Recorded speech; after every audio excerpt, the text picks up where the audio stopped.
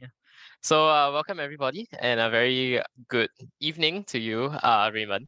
So today we have with us Raymond from Koei Tecmo, who's very graciously agreed to have give us a fireside chat, and basically tell us more about Koei Tecmo and what he does, in the company. So, I guess if anyone has any questions, this is gonna be a casual thing. So, just drop them in the chat, and then we'll read them up, and maybe Raymond can give more insight. So I guess to start off, Raymond, can you maybe give a bit more a bit of an introduction about yourself? Yeah, sure. Afternoon, everyone. So I'm Raymond Wong. Thanks for joining the chat today, and thanks for hosting this, Kenneth. Yeah. So I work in Koei Tecmo. I've been working here for the last coming to 18 years. Right. In a way, the Singapore branch was set up by myself and a few of my colleagues here. Prior to setting up the company, I spent a bit of time also in the Japan office as well. Today, the Singapore office here in Koei for Koei Tecmo Singapore is about 100 plus strong. We are working on different kinds of titles from console, PC, and mobile titles, depending on the different kinds of job scope available. Within the studio itself, we have people who are game designers, game programmers, artists, people who are doing project management, project coordination. We work quite a fair bit of our titles are actually towards North Asia, i.e. to say markets in China, Korea, Taiwan, China, and also some part of the audience, our game audience also comes from overseas as well. Yeah. In addition to the titles from Koei Tecmo, so a lot of the flagship titles, for example, those very recent like your Dynasty Warriors, your Neo, your Three Kingdoms, etc. We are quite involved in those. Koei Tecmo also has quite a number of titles that are collaboration titles. So these are titles we work on with companies like Square Enix, etc. And through them, actually, we also work on titles such as, for example, Final Fantasy as well. Yeah, so we operate, for example, a global title, Final Fantasy Opera Omnia. This is actually from Square Enix, the IP itself, but our people here also work on those titles as well. So how to say, yes, this is a Japanese company, but very much I think we have quite a number of actually subsidiaries around the world. So Singapore is one of these subsidiaries. We have across the same timeline, not only the Japan headquarters, but studios in Vietnam, two studios in China as well. And also we have sales officers around the world, right? In America, in Europe, and also in Taiwan, which is responsible for sales outside of the Asian region, right? Across the group, we have close to maybe 3,000 plus people, of which about 30% are based overseas, right? So about 60, 70% of the manpower is based within the Japan parent company itself. We ourselves, I think I would say right now for most of the senior grade people, especially before COVID, um, maybe 30, 40% of the people have actually been to Japan either for training or for handling of projects or to take back titles or to undergo some kind of training or just purely for meetings and stuff, right? So this is a pretty vibrant company across the whole portfolio of things. I think we have notably, I think about 3 or 4 big brands. I think for those of you who play our games, Shibuya Co. Simulation games, historical games and stuff, Omega Force for the action titles or tactical action titles, Team Ninja, especially for fighting games, and recently I think, yeah, quite a lot of the very die-hard kind of, games as well, right? So for those of you who are fans, and then of course, of late, Gust, the other brand, which also came into the portfolio about a few years plus back. You see behind me also Artillery Riser. That's also one of the big things that's coming up. So we actually have quite a number of notable titles in the pipeline, always being announced at TGS and the game shows and stuff. And a huge part of the studio here also supports a lot of these titles.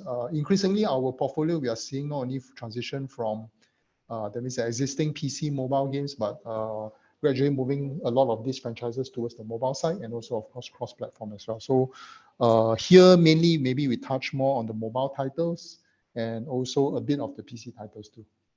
Yeah. I hope that gives a quick, broad overview. Yeah, okay, so we hire people from across the board. Fresh hires account for maybe about 70 to 80% of our intake every year. So we take in quite a fair number of fresh hires from the universities, the polys, and in terms of the number of people we take in, we see the biggest growth maybe coming from the game designers, game programmers, right? In essence, people who are making the core parts of the game mechanics themselves, and also how to get them technically and feasibly rolled out. Yeah, I could probably share a little bit more. Yeah, if the questions come in, and then we can have something more interactive. So, but as a start, maybe I hope that's enough information to start with. Yeah, sure, definitely. Yeah, so as Raymond said, if you have any questions about Koei Tecmo at all, please feel free to put in the chat. I guess we could start off by asking what are some of your favorite titles that you've been working on past few years? Okay, maybe I can definitely share what our studio here has been working on here. We have actually touched mainly a lot of the Shibusako titles. So Shibusako is the brand responsible for most of the historical simulation games, notably the Three Kingdoms series. I think the Sanguo series, I think, is quite well known. You can Google online and you will find maybe invariably a lot of the Three Kingdoms kind of stuff. There's only one, which is the Koei Three Kingdoms brand, right? Which is well known. And even other companies will license that IP from us in order to make their own games and everything. We are quite proud to have been involved actually here in the studio here with quite a number of the Three Kingdom franchises, from not only the Musou titles from the action stuff, but also in terms of the mobile as well. We just launched, for example, last year, 三国志霸道. This is a mobile game, basically how to say, guild versus guild kind of stuff. So you need to be very involved with the games and everything, massive player interaction and events throughout and stuff. So I think a huge part of the team manages that. So that's one of the franchises. We have another franchise which is from the DOA, the Dead or Alive franchise. This one is a little bit on the naughtier side, which is we have a sub franchise under there called the DOA Extreme Venus Vacation. Basically, so in the fighting games themselves, there are also female characters, and I think in the games the female characters have a certain fan base as well, right? So we have taken a fair bit of this characters and put them into games other than just fighting. So in this case here, this is actually a beach volleyball game. So I leave that to your imagination what it is. Yeah, we have that as well. We of course also work on the Final Fantasy franchise, as I mentioned. So it's a Dissidia Final Fantasy Opera Omnia. This title alone has been running for about 5 to 6 years or so. Yeah. So as you know, mobile titles have a pretty long tail these days. So when you launch, you play along with your friends, and you'll find a lot of the users will stick to these games because of the IP, because of the game system, because of trying to move up the ladder and everything, right? So yeah, the fans really want to see different things in the games and stuff. So we try to listen as much. But there's also a main game design direction towards which we try to plan to. Of course, a lot of this also is in conjunction with talking with the people who are originally in charge of the IP themselves. So these are, for example, for the Team Ninja franchise, we work a lot with the headquarter Team Ninja people there. For the Square Enix people as well, right, over in America as well. Yeah. We have also a strong group of artists here who are quite fundamental in some of the flagship titles. Last year, we have quite a number of things being rolled out. I think the latest one is the one that everyone is looking out for is Warlong Fallen Dynasty. So look out for that one. Yeah, that one is something I think when you look at the trailer, it's something you really want to play. So I'm glad to say also some of our people have been also involved in that production as well. Yeah, thank you so much. Yeah. Another question I want to ask is how do you decide, for example, the game direction that you want to go for in Koei Tecmo? Okay, maybe this question being very broad, let me just kind of also kind of let's break it down a little bit more, right? Break it down. A lot of times, I think if you look at the games this way, especially if it's mobile, it's very much IP driven, right? So when it's very much IP driven, there are already certain rule sets you will probably have to pay attention to with regards to, let's say you have a you have a character from Marvel, you have a character from the DC comics, right? Superman or whatever it is, right? There's already a predetermined set of things that you have to pay attention to. So first and foremost, I think that's very important. So for the developers, understanding the specs is not so much about making what you want, but making what you think the users might need. So I think that's very important, right? And the users, of course, would be willing to, the players would be willing to stretch their imagination a little bit. And this is, of course, contingent about yourself putting out a good proposal, sharing with the IP owners, and the IP owners looking and saying, we think that is possible in that universe, and then we think this is also possible for where the players might enjoy things a little bit differently, or maybe just stick to the convention and stuff. So more than anything, I think a huge consciousness towards how IP is consumed, how IP is recognized is quite important here. And that's also one of the value, I think, for people here in Singapore. I think here we actually play and consume a lot of entertainment, a lot of content, right, from all over the world, US, Japan, Korea, China as well, right? So knowing these things, I think, is one of our strengths here. And when you have that and you are working on some of this IP, there's also a greater appreciation. We have had quite a number of cases where we work with our Japan counterparts and we are able to explain actually like what is it that is interesting about this IP. So understanding this first of all is key. The second thing then is, according to those, then having a good sense of the direction of where this IP could go. Of course, sometimes in the game, it's not just about a single IP alone and the game system, it's about interaction and balance too, right? So the interaction and balance is the part where you then do need to have quite a fair amount of user data just to see, is this something that they're looking out for? Is this something that when they play it, the kind of game specs in the game, is there an adequate balance on things? For our side here, we work maybe about 60-70% using the existing systems and the existing IP, so there's no need to really reinvent a lot of things, but then that also leaves a fair amount of creativity to try to think about what might be changed, etc. Right? So finally, at that, maybe down to, let's say, every time when you push something out, there's about 5 or 10% deviation or changes from the thing, and so that's how creativity takes place. Right. So yeah, we work with different producers in the group and also outside the group as well. And sometimes some of these producers also have their own ideas to bring across. So we also try to understand what some of this direction might be and try to accommodate this. Sometimes it's the other way around. Sometimes the producers will say, hey, why don't you all suggest? And then we'll see whether this works out or not. So both ways need a fair, I would say, in this line, communication skills are actually quite important, right? It's not about how much you like the IP. It's not about your what you think you should want to make the IP to be. But I think there's a general, how to say, trying to understand what the market might need and looking out for as well.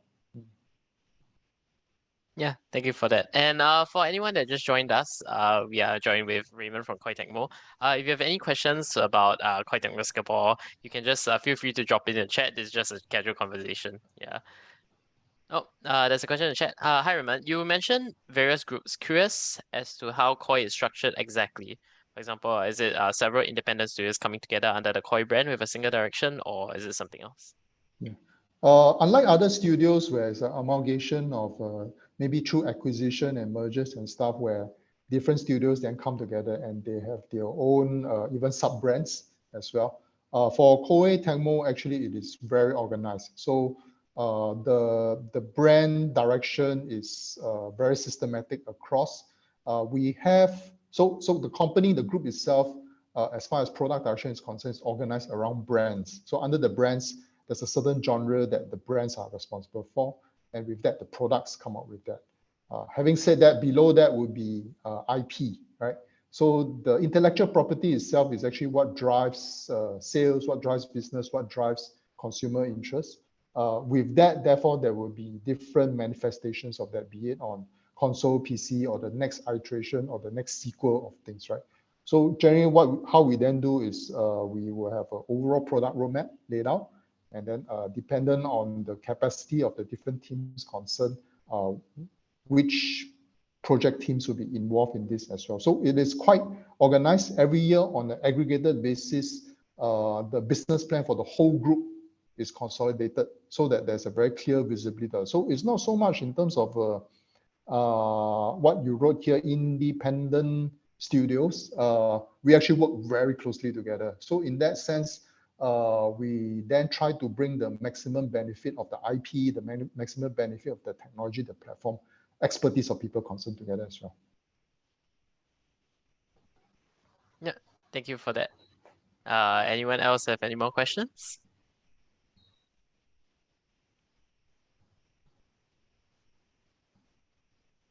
Maybe also I'm also curious to know, like the group of people here, most of you are also in some game related courses, is that correct? Yeah, most of the people here are in either uni or poly level. With some interest in game development, I see. As a course, I guess. Yes.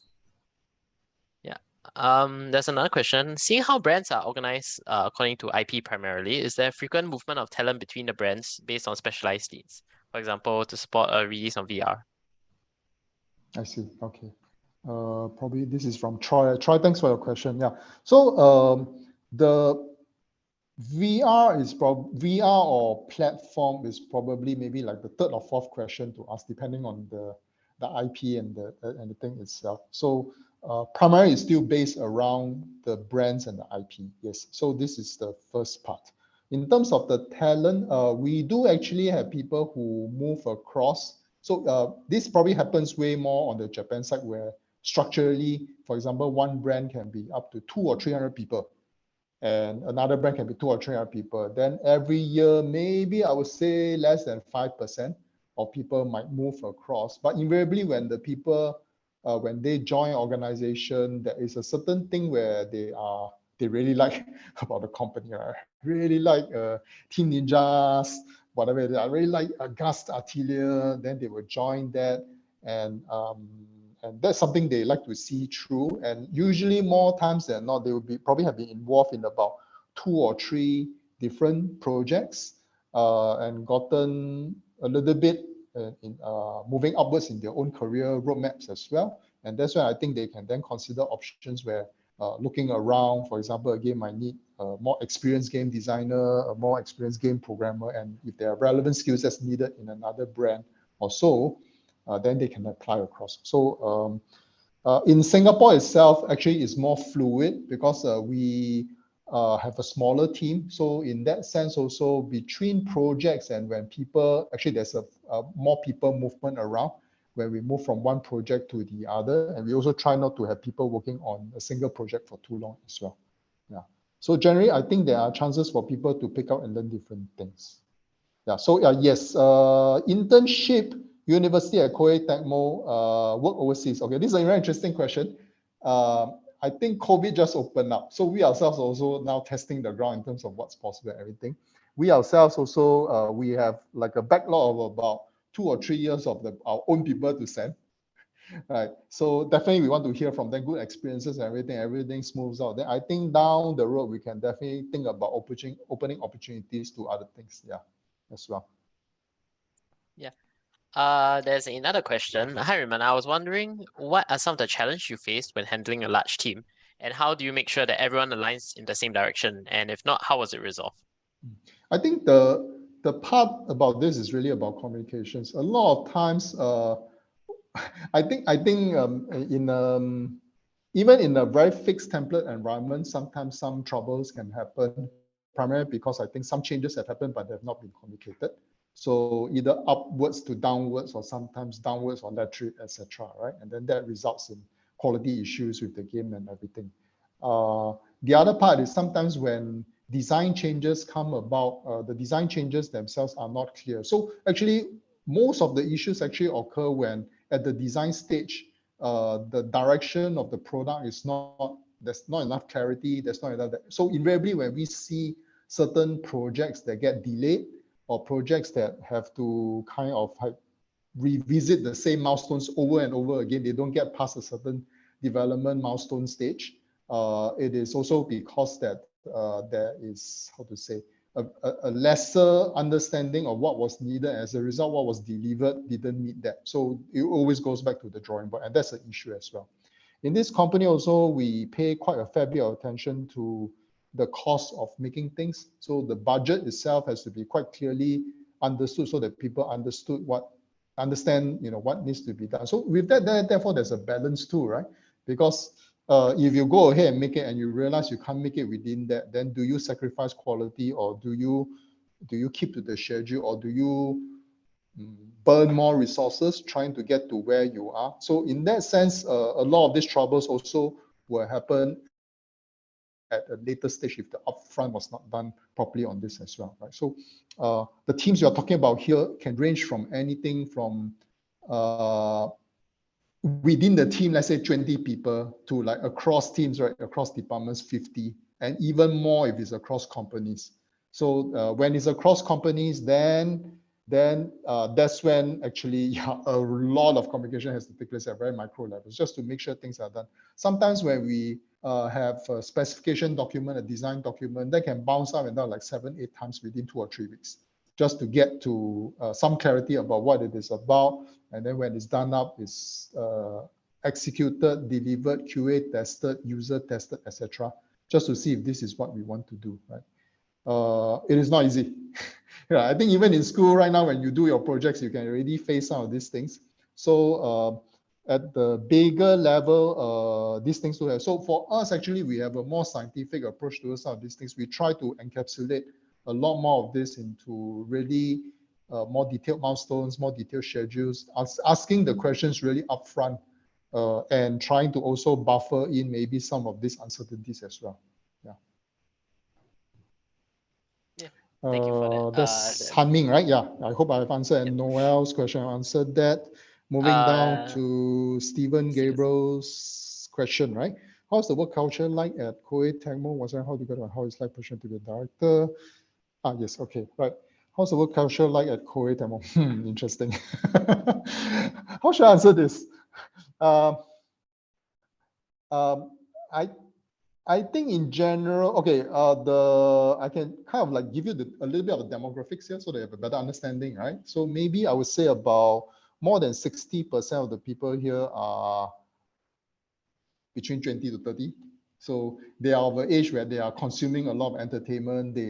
Besides games, there are a lot of other interests that they have in common, they share and stuff. So I think among the teams, there's great camaraderie among people who share these things. But I think more importantly, also at work too, we find quite a fair deal of communication on the local front where people share a lot of the tips and tricks and stuff. So we tend to huddle together to try to get things done. Unlike maybe perceptions about Japanese companies being like doing a lot of overtime and crunch, is not that actually. Yeah, in our company, the philosophy is a little bit different here. OT, overtime, equals extra cost, right? Equals means you didn't do your job well, right? So we try to be as productive and efficient as possible. We try to manage between things. We try to hit a quality that's good enough, but don't go overboard to try to hit something that doesn't make sense for the cost as well, right? So in that sense, we have control over that. We look out actually for these things, especially in terms of people's motivation, people working too hard. Managers here actually look out for the work hours, for example, just to make sure that they are balanced. Sometimes people just really are enthusiastic, right? But we also have to make sure they don't get burned out. On the passion front, in terms of the things that happen on ground, because we also have a very strong sense of what the users actually need. The developers really look out a lot on the community, the forums and stuff, just to understand how the game is performing and how users are taking it. So I think the mood of the team also will flow together with the users too as well, right? So I think that's a good thing, right? So that you feel a part of the team, a part of what's happening with what you are doing. Yeah, I think very much I would say we are a local company, right? But I think it's also quite a place for people who are a bit more, maybe I hate to use the word otaku, or maybe they are more, they really like, all this manga and games and, kind of stuff. Yeah, so if you are, along that and you have a creativity slant or you have a strong technical skills, right? I think this is some place that you can definitely try to challenge for.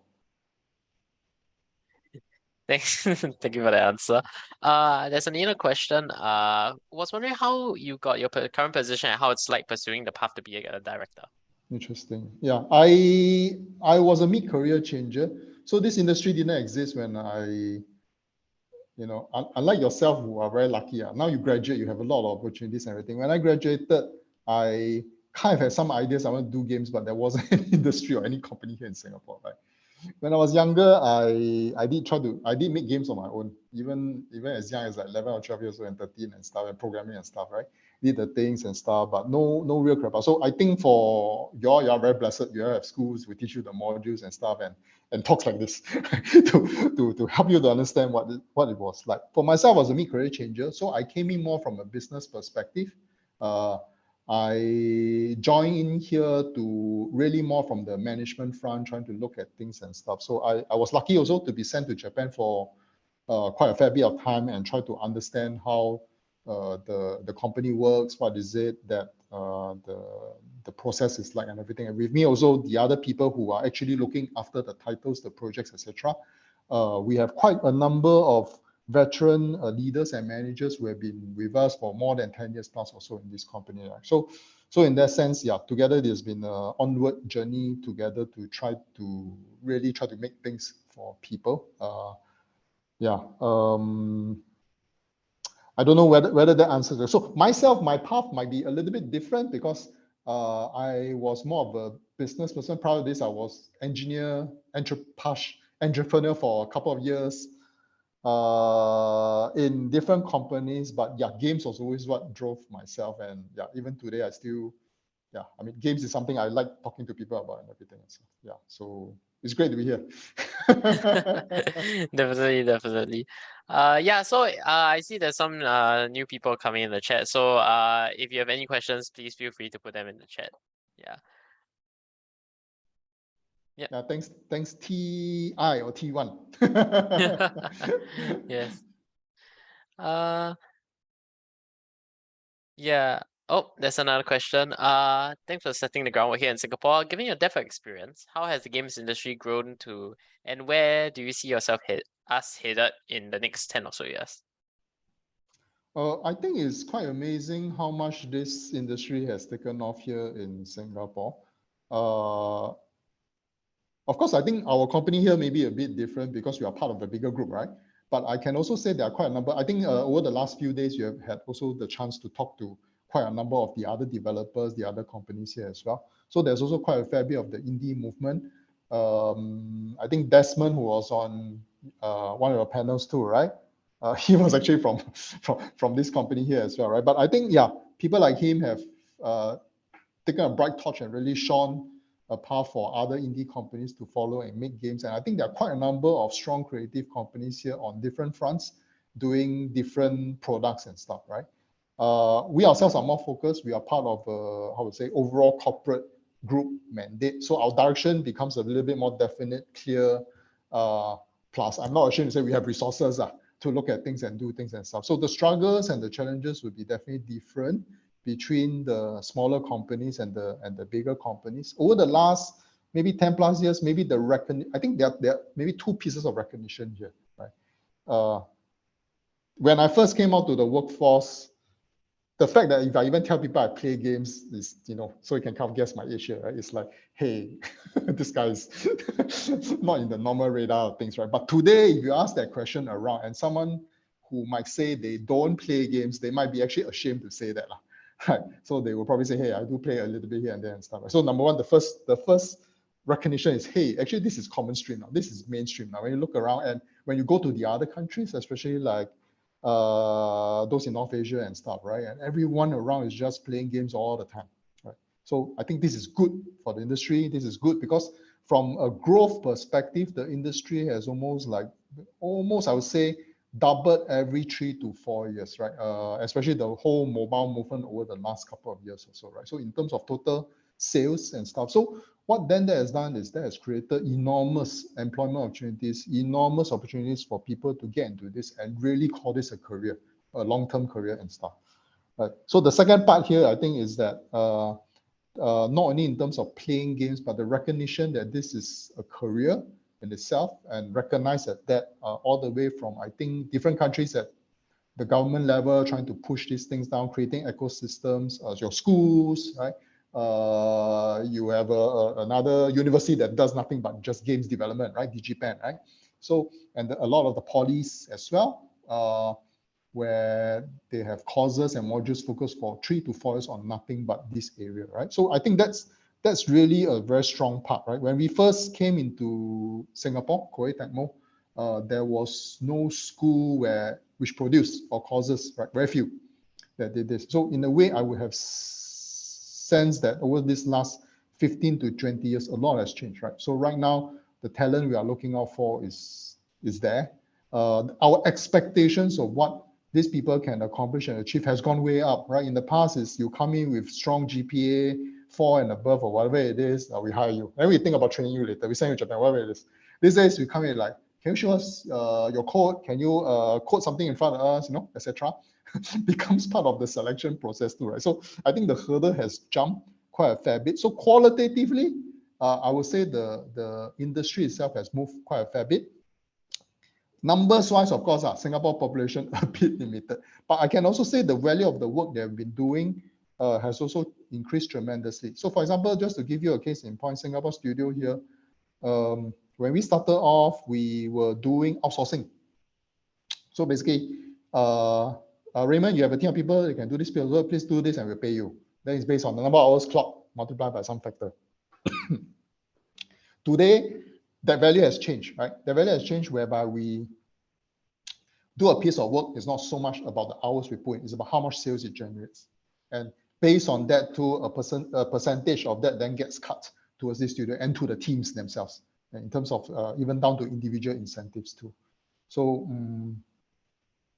yeah, a lot has really changed. Where are we headed towards next? I think we definitely still have strong role models to follow in terms of the other leaders in the industry, be it in the US and in Japan. I think after all, these two are still if you look at around at all the different top titles coming out each year, right? I think it's still mainly from, and of course, sometimes from Europe too, European studios too. There's still a fair bit we can learn, right? There's still a fair bit that we can try to move towards.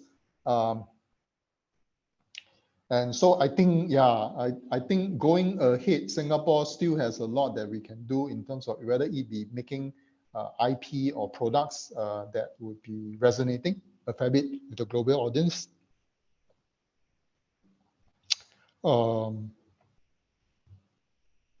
Yeah, I would definitely love to see something that's recognized, like, oh, this is like one of the top 3 or top 5, somewhere down the road as well. Yeah.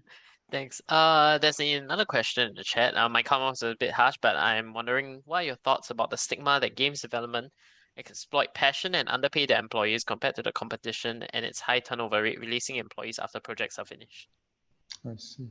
I'm not so sure about the reference here. Probably, I think companies that are on a contract basis, right? And therefore, when the project finishes, the employees are let go. Over here, actually, we have less of that because we are maybe primarily there's a Japanese doctrine here, pension philosophy here. So we are actually looking after the longer term relationship with the person between the company and the employer and the staff themselves, right? So on that front, therefore, projects finish doesn't mean the end of the person's career here. We just move the person on to other things, or even before the project may reach some form of saturation, just really from a wider career roadmap perspective, try to develop the person there, right? So we don't crunch culture. Again, I think there's probably a little bit of a misnomer here, right? Depending, you tell me which industry doesn't need to work hard, right, out there, right? I think if you are looking at things and try to create things and try to make things, there will be times you'll be busier than others. So maybe that the misnomer here is crunch then gets mistaken as we are trying to rush out to make it nicer, more beautiful, whatever it is, and make it work. But I think the rest of the time, there's a fair balance among things. I'm glad to say that here, at least the definition of like ridiculous hours and stuff doesn't exist here in Koei Tecmo Singapore. So on that front, we are quite okay with that. I'm not so sure also about other companies in terms of when this is stated. Underpaid, I'm not so sure about that too. I would say that actually, at least for this company, I know our salaries are very much on par, right? So with with it's definitely above industry average. But I can say this because we are a bigger company. So for the maybe companies that are trying to move along, maybe trying to get investor money, trying to get the thing done. I think the incentives there probably come from different things, right? The incentives there maybe come from, yes, maybe they make the stuff, it goes out. If it strikes it big, then the employees maybe are incentivized with options and stuff and growth options. And the company being small, therefore has a potential to grow even further down the road as well, right? Yeah. Yeah, I don't know whether that helps to address that. Yeah. Yeah, that's always good to hear because there's always the stigma of games being very crunch culture heavy and they're all rushing out for because of some publishing date, etc., and then sometimes the quality gets lost in the process. Like taking a look at maybe Cyberpunk, yeah, some of these examples. Yeah. There's another question in the chat. How do different types of people in the company, for example, programmers, artists, designers, and musicians, communicate and work together to develop a game? So I guess it's more of like what's your pipelining structure in the company like, and how do the different departments communicate with each other? I see. Here in KT, the gravity point is probably the designers. Yeah. So we have the designers who will work back and forth between where the specs need to go and with the artist, for example, and also between that and the programmers in terms of technical direction. But by and large, most of the teams have the three major axes at the top. So I.e. to say your CG director, your game director who is looking overall at game design and stuff, and then of course your technical director looking at the engineering. So these three key axes then report to the sometimes above that there's a director, overall game director. So this person will overall balance internally what the project needs and milestones and customer requirements might be. On top of that will sit the producer who is looking after the budget, the money, making sure that the external collaborations are there and stuff.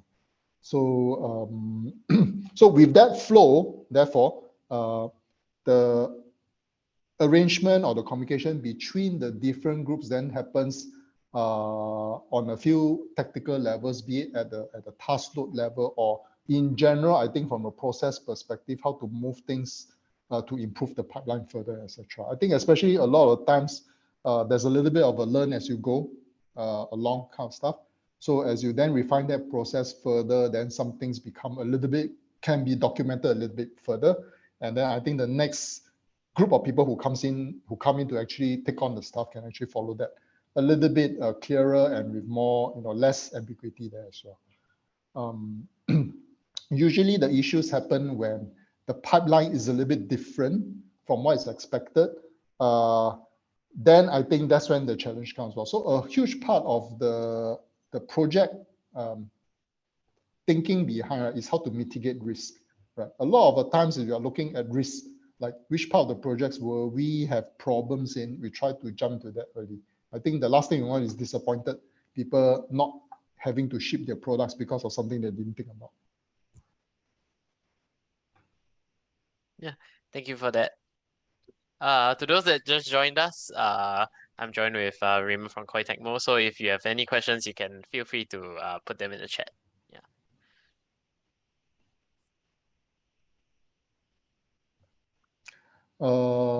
I presume maybe also a lot of you coming from academic institutions, you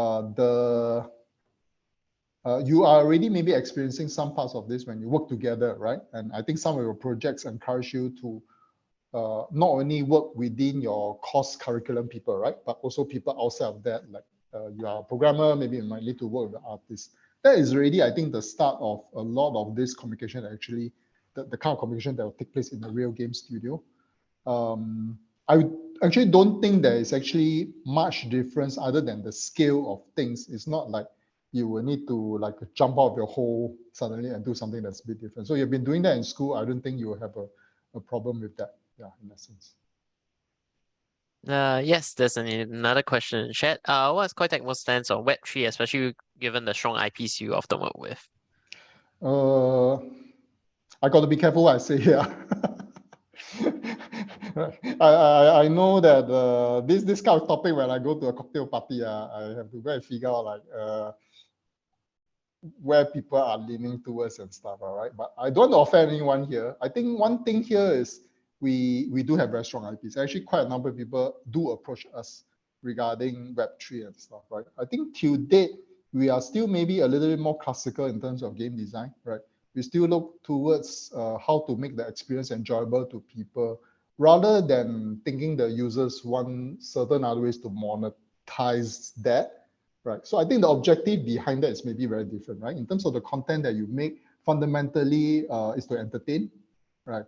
If fundamentally is to create a structure where people can profit or have a different way to look at assets, for example, right? Then I think that is something, yeah, a little bit different from what we historically, I mean, classically have been doing all along. Right?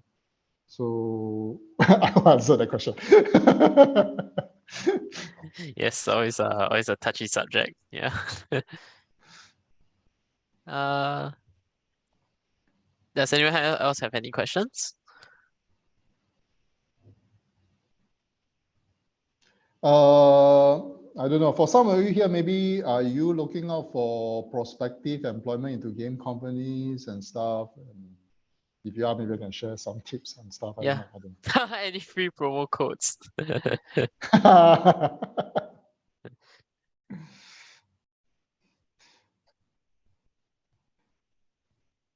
know. What would you say is the thing that separates Koei from most AAA game studios like Ubisoft and EA?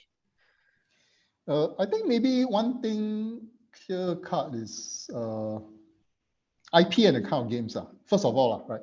It's like why you eat char siu fan or chicken rice, that kind of thing, right? Then it's like, you give me only two choices. Should I join a company that makes char siu fan or chicken rice?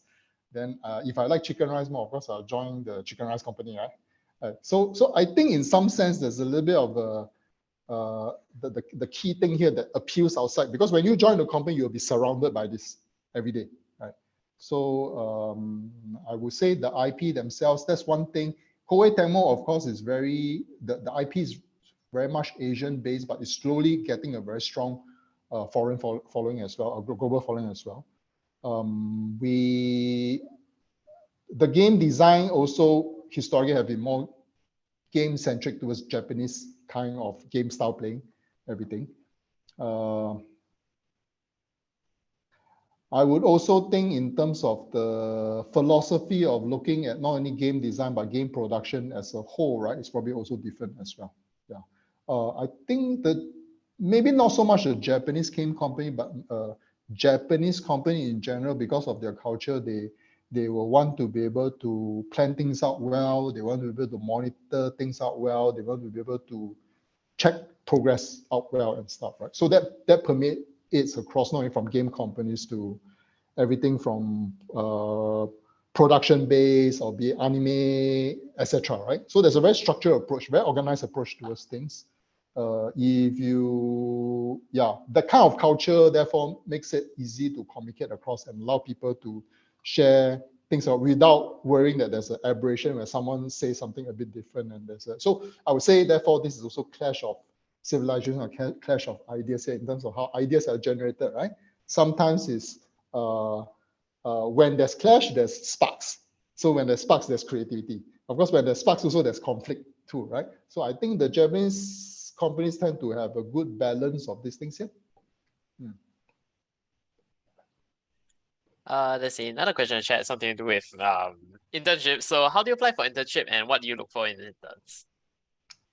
Yes, I think internships are often seen as a way for employment into companies. I think maybe more than 60, 70% of industry hires this way, and maybe candidates also enter through companies this way because they get a good chance to really sense whether this is something for them as well. So by all means, yes, please go for your tryout or apply to most companies you are interested in. For us, our process here, I think in some ways we are also looking out for the same thing. Is this person going to apply full-time with us? Right. I think that's our immediate consideration because why would I want to train someone who going to leave after 3 months? Right. So a lot of times I think there's a mutual win-win relationship here. So if you can then understand that part, and therefore you ask yourself whether you want to join this company, I think when you then appeal to the company's concern, the appeal will become stronger, because then the reason to yourself and to the company also becomes very convincing itself. Right? Actually, if you ask us, we look for maybe that as the number one criteria more than anything. Why is it you want to join? Now, what is it that motivates you? What do you hope to look out for long term and stuff? So while it is an internship, it is not so much for us, at least when we look at it, not so much like a training ground for people. Yes, it is, but maybe it's a training. How to say? You're trying to see whether when you rub, yeah, this is a good feeling to have, right? Yes, then this is a company I'll join. Of course, skill sets is fundamental. Having good ability in the different respective areas and being able to show this, be it through the company's selection criteria, maybe through a portfolio, able to tell the company that these are things able to. I think a lot of times companies take a leap of faith. When they look at it, they try to project and say, okay, maybe 2-3 years from now, based on this, I think there's potential in this person. Of course, when they look at the intern's work, it's like, this is not production quality, right? But when they look at it and say, okay, we think there's potential. And then more importantly, we look at this person, we think there's a passion from this person to want to continuously learn and try to understand and try to build up on what they have, right? So this is the most important part, actually. Yeah. I don't know whether that answers the question. It's very intrinsic here, right? Yeah. Another question. What do you hope to bring to the SG studio during your time here? Interesting. When I joined this company, it's kind of interesting. When I joined the company, I wanted to make games. Right? So, but then I really, how to say, crossed the age limit to try to do that. Right? So instead, for myself, I think more of my own ambitions and goals are to create teams of people that can do this and do this well. Right? So, and over the last number of years, we have succeeded in developing and moving forth some parts of the portfolio within the group on this. Obviously, also moving ahead, the Singapore studio, we want to also have a more unique identity in terms of what we bring to the table from a whole Koei Tecmo perspective. I think the unique point here for the Singapore studio is that I think we do have a certain perspective into this East-West blend of things, right? Where it's a little bit different, where we play and consume entertainment of different forms. I would definitely like to see an expression here that is unique, but yet universally appealing, right? So more than anything, I hope our group of people here are able to make products that can appeal towards that as well. Yeah, definitely. There's another question, chat. As you mentioned, Koei Tecmo is quite large at this point and does have many resources to leverage on. However, indie studios tend to be more limited in terms of resources. How do you have any advice for fresh grads who might be interested in exploring in the indie direction? Yes, actually, I think indie direction is not a bad direction. I myself, I said, I actually went to start a company and was an entrepreneur for a few years. So through that, I pick up a lot of the experiences and skill sets needed to run this company today. Right? Because through that, you bounce up, bounce high, do everything, apply from head to tail, kind of stuff. So when you go into an indie company, you will know that because of the depth of things and width of things, have to be exposing yourself to quite a fair bit and be willing to learn and to try to challenge and to try to do different things there. Yes, there are constraints in the resources. So I think when you work for any studio, you have to have a very high goal to aim for so that you can help the studio to achieve success together. I think there's no difference also if you join a company like ours too, right? I think to move towards that, where you see your own career goal as a career person in a company, moving up stage from now being a junior person to a senior to a leader to eventually a director and a producer as well, right? So I think in any kind of company, you must have the goal in your mind. Where do you want to go? With that, having said that also, I don't think there's any shame if you go to some of this company and it doesn't work out well. And because you have picked up some skills, I think a lot of times when we interview candidates, those who have gone through this experience actually have a wider range of experience that can be picked up and say, hey, this person understands. When we explain to them about this, they understand immediately the tough parts about what the project might mean, versus, let's say, a fresh hire who may not even have the internship experiences in a game company too, right? Then they will come in very wide-eyed and wondering like if everything heavenly will just come down. But yeah, I think the person who has worked in the company definitely would be more challenged and more motivated to look at this thing. So for ourselves, we actually have a pipeline here where we can take a fresh hire, bring them in, we attach a senior person, try to bring this person up to speed as quickly as possible, then kind of also throw them in a kind of I would say indie environment where I say this is your scope of play, try to come up with things and stuff. Of course, we have someone watching over you, right? And the person will then have a chance to grow, and within that 1 or 2 years where they rotate between roles or pick up new things, gradually maybe even available for leadership positions as well. Yeah, so yeah, you can call it indie, but I don't think the approach is any different. Yeah, when you join whether a small company or big company. Yeah, I see. Another question. Would Singaporean employees get a chance to work in Japan? We actually have had quite a number of people who have gone to Japan to work on titles, work on projects. Our periods of stay are actually pretty long, surprisingly. Yeah, we have had people going up minimally 3 to 6 months to when it's actually long can be from 1 to 2 years. Where the longest person I think was close to 3.5 years, even. So depending on the project's concern, sometimes they work on something, they might get moved to another thing, depending on the seniority level too. So we have had a fair portfolio of people from junior to senior who have gone to Japan to work, understood the culture there, understood experiences. When they came back, they brought back good skill sets. They brought back good networking with the developers there. And coming back, therefore, they also assume leadership positions. They also assume positions where they are specialized in certain areas, and they continue the good work, right? And the learning that they have, and of course, propagate that. Now that COVID is, I hope out of the way, right? We are already starting plans for next calendar year, actually from January onwards, already starting to have people to go up as well again. Yeah, so this is actually quite continuous for us. To us, it's actually, I would say, natural process for us. The people come in, they are good, we groom them, we train them, we want to send them to Japan, they work on some stuff there. When they come back, so there's a certain cycle here. So I think in some sense, that also explains why our retention is probably also better than most other studios too. So a lot, I think I would say about 20-30% of people, 7-8 years and above is yeah, it's quite remarkable. We have quite a good veteran class of people here as well. Yeah, thank you so much. I think we have time for 1 or 2 more questions. If anyone has any questions, you can put it in the chat.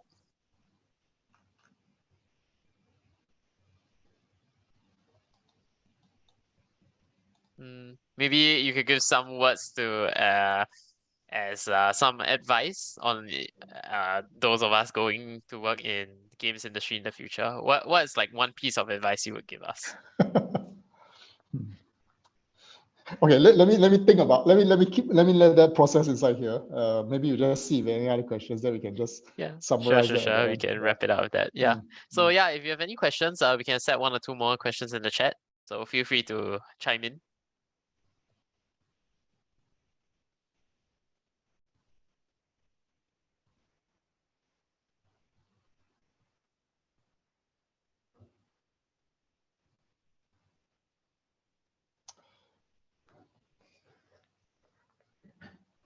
Or maybe I'll just answer that question then. Yeah, maybe sure. things. Yeah. I think a fair bit, like why we wake up to go to work.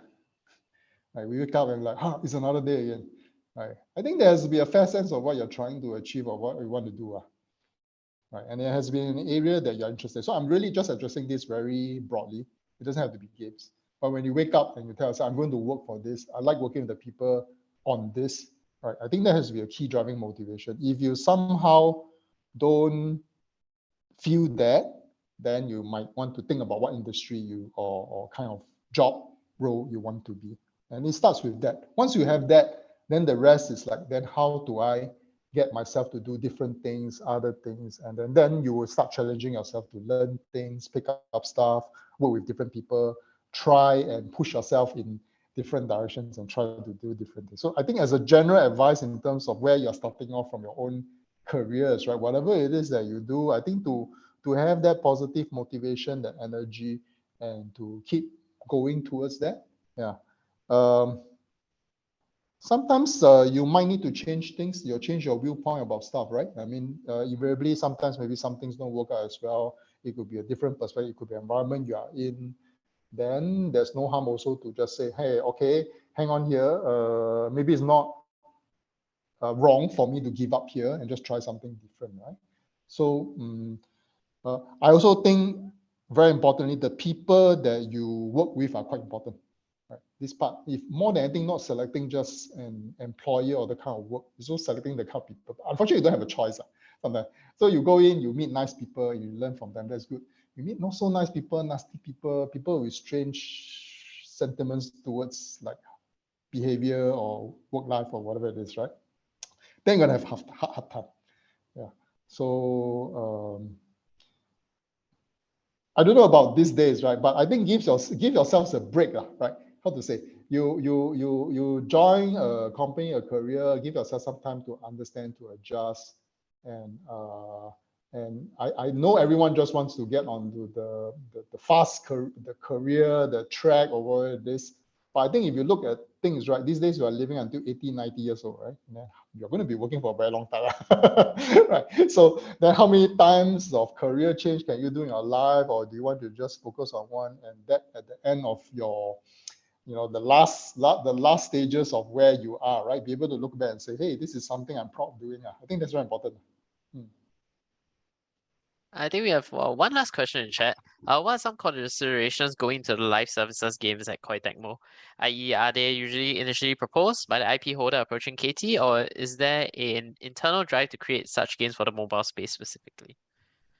The primary, okay, so I think the most important part, any company, right, fundamentally, right, I think looking at three things, and these three things are a triangle, right? Number one is your customers. They want to play the game. So I say they want to play the game, not play for free. They have to pay. So they have to pay something for it. Then that in turn, then therefore is where your company, the shareholders and stuff will say, hey, this is something we want to invest in. Then I'm willing to put money on the table and invest in. And finally, the people to make them, the resources, the people who get around and then say, hey, we try to make all this happen and put them together, right? So in any kind of games, be it service games, be it one-time launch kind of stuff, this, at least for Koei Tecmo, right, our profit margin is easily in the 30-40% range. The reason why we have such good stats here is we pay a lot of attention to how we plan out these things. If the game is not going to be working out, it's better not to launch it. It's better not to design it, right? So that's important. We definitely need to benchmark against the typical the data out there in terms of whether this game is going to succeed or not through user tests or through even internally when we run it. Internally, we actually have quite a huge scrutiny on this, right? Whenever any of the brands launch a game, all the other brands sit in, play the game, give their opinions about things until it gets a check across everyone. It gets launched. If it doesn't, then it goes back to the drawing board again. So with that, a huge part is, of course, whether users are incentivized, motivated to play the game, how often, will they move along, will they advance in the game, will they be willing to socialize, communicate with people across and stuff. I think depending on the game design you have here, those are the motivations and contributions for that as well. Is it IP holder approaching KT or is that internal revenue? Actually, it works. There's a lot of ways in which this works. Sometimes we see an interesting IP. The development people will go and figure out whether the IP people have interest to branch out from things like this. Sometimes it's a cross-marrying of IPs, bringing two things together. Sometimes IP owner going around looking for things. And just nice, we have an engine, we have a game system that works for this and stuff. So these days, it is getting very very hybrid mix across. You'll find like in not only games I would say even in your movies too, right? Whatever it is, right? There's so much cross fertilization of ideas too. As long as at the end of the day people look at it and say there's a market, people willing to pay money, users there can enjoy the game. There's a long-term tail to this. There are broadening business opportunities there. Then yes, then there's a long tail structure for both the investors and the people creating it to want to be a part of it. Right? So I think that's important too. Yeah, I hope that answers Troy's question. Yep. Yeah, thank you so much, Raymond. Unfortunately, we're out of time, but if you would like to connect with any of the Koei Tecmo people, you can do so in Discord under the Meet Our Sponsors category. And with that, I would like to thank Raymond so much for joining us today, and please give a round of applause for him. Yes, or react in Zoom. Thank you. Yes, It's, thank you it's so been a much. pleasure to do this here. And I think tomorrow you'll have like a game Yes, design contest. tomorrow. So one of our colleagues will be there as well. And also to help to judge and stuff. And yeah, I hope you all enjoy yourselves at the event too. Yes, thank you so much. Thank you.